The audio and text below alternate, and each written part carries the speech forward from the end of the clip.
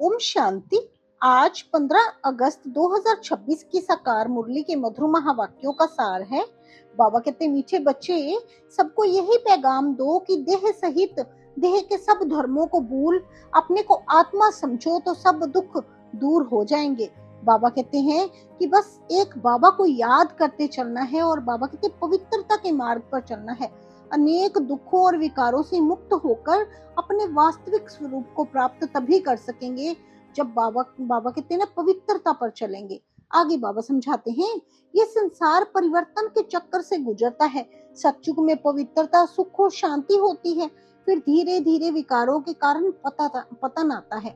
अब बाबा हमें फिर से पवित्र बनाकर भविष्य के स्वर्ग के लिए तैयार कर रहे हैं। तो इसलिए बाबा कहते हैं ना, इस समय को भी बहुत मूल्यवान समझकर अपनी पढ़ाई और पुरुषार्थ पर पूरा ध्यान देना है।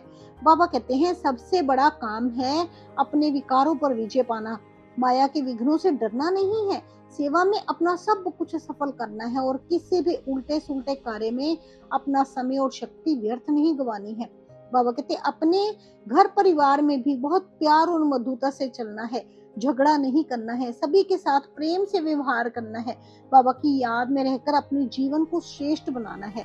बाबा हमें भविष्य के देवताई जीवन के योग्य बना रहे हैं।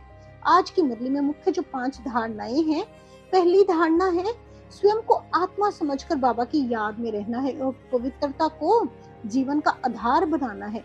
दूसरा पॉइंट है माया और किसी भी विघ्न से डरना नहीं है, पुरुषार्थ करते हुए सफलता प्राप्त करनी है। तीसरा पॉइंट है अपनी बुद्धि और समय को व्यर्थ कार्यों में नहीं लगाना है। चौथा पॉइंट है घर परिवार और सभी के साथ प्यार से चलना है, झगड़ा नहीं करना है।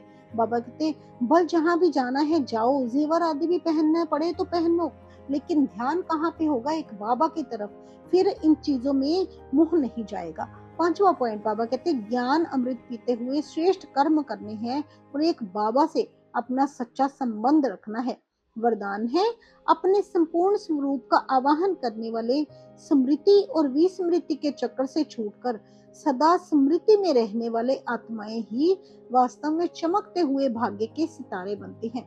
लक्की सितारे बनती है ना, जो बाबा की विस्मृति नहीं बल्कि बाबा की स्मृति हर पर रहती है। तो स्लोगन है किसी भी विघ्न के वश होकर डायमंड पर दाग नहीं लगाना है, पवित्र और योगी जीवन बनाना है। तो बाबा की याद से ही तो सब कुछ संभव हो पाएगा ना। अच्छा जी, पूरी मुरली सुनने के लिए नीचे लिंक पर क्लिक करें। शुक्रिया मेरे बाबा, शुक्रिया। ओम शांति, ओम शांति।